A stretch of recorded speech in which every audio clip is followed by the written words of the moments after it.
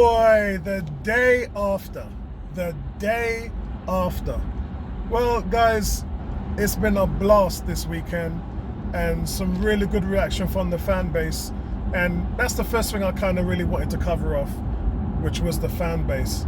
Now, the atmosphere at the beginning of the game yesterday was dead, and we know we don't have the 12th man, and we know that we're struggling there in terms of supporting the team and backing the team and letting them know that we are vocal and that we are giving them the urge to succeed. And the players really need that. We know they need that, but it's still something that we're having problems trying to do. But not since the likes of Jack Wilshere have we had somebody like Guendouzi who's just throwing his fists up against the crowd to try and get us into the game. Again, not only did Guendouzi galvanize the team and the players, he galvanized the crowd. The way he was throwing his fist up into the stands at us, it really rattled the crowd and got everybody on their feet. And boy, this guy is such a leader. And I just hope that we can see more from both sides, that we can see more from Guendouzi. Give him the rotted badge, man. Give him the rust badge, that's what I say. I just hope that we see more leadership qualities from him to make a claim and stake to be the club's captain. And as I said, Tony Adams was 21, Fabregas was 20. I feel no way about giving a 20-year-old the captaincy, because the captaincy is not about age. The captaincy is about leadership. It's about influence. It's about grabbing the game by the scruff of the neck and taking charge. And we have Matteo Guendouzi doing that in abundance. This is his third man of the match, from my ratings anyway. His third man of the match rate, and overall, as an average, he has had the highest marks in the team along with Aubameyang this season. And you know, listen, it's time that we make the change now. It's time that we make the change. The attacker on the left-hand side goes past 3 players, including Xhaka and Sokratis.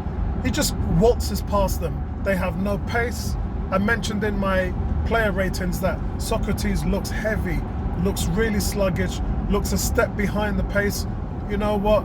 Maybe at 31, the game is just gone. Maybe his legs are gone. I don't know for what reason it is, but all I know is when Callum Chambers plays, he makes a difference, and we need to start him as centre-back now. I don't know why Rob Holding wasn't on the bench yesterday. I'm sure they'll come out with something in regards to how that's playing out. But this brings me also on to Tierney. Tierney played 63 minutes against Wolves in the draw midweek. I know Bellerin played in that game as well, but these guys are close. They're probably a week away.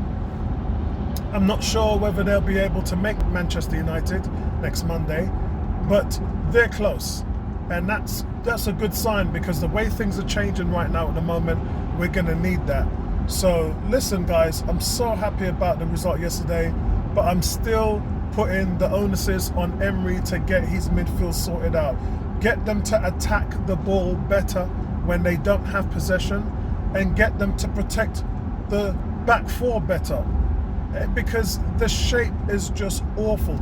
You know, when the back 4 shape is fine. You've got 4 in line on the back 4, and that's fine. That's David Luiz that's trying to keep that tight there. But in front of them, they've got no shape of 3, no shape of 4, nothing. And all that's happening is attackers are just waltzing through and attacking, even if they don't run directly at the defence. You can have a shot on the 18-20 yard line just outside the penalty area with no contested blocks or anything. It is so bad. I don't even know how it got this bad. I don't know how you go from that to absolutely nothing at all. What has happened to Unai Emery? I have no idea. Right now, I just want this team to finish top 4. We're 4th at the moment. Are them skeleton boy and ragdoll teams behind us are just dropping like flies. United are normally strong at Old Trafford, and we're normally weak. So that's going to be a game that's going to really change our fortune. A win away at Old Trafford for Arsenal next week, Monday, will literally bury Man United, because they're already fallen adrift. Chelsea are a mid-table team at the moment. I don't know what they're going to do as far as Frank Lampard. I know they're going to give him time. I know that they're going to be patient with him, but how patient will that team be? And how can they judge a man who's had no money to spend and hardly any players to bring in, and he's just lost players after player, including the best player in the Premiership in Eden Hazard? I don't know if they can be too harsh on Frank Lampard, but I don't care about them boys. And Pooch's record over in 2019 has been dead. Has been awful. So how long can Daniel Levy stand by and watch his Spurs team implode? We've seen him pull the trigger on Martin Yeo, Harry Redknapp previously in the past because he just wasn't getting the results that he needs. And if Spurs are going to fall away by the wayside, it's a matter of time before Daniel Levy makes a change. There is not enough managers in Europe or in the world to cater for the musical chairs that these owners are playing with.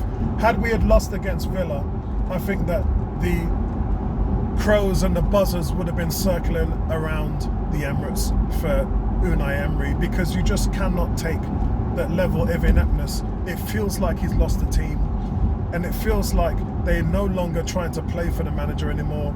But listen, let's get to that bridge when we cross it.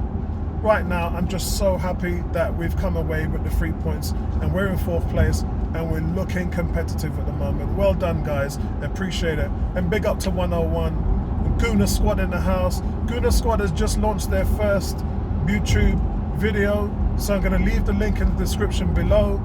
Big up to all that man there, T, Krez and Jay.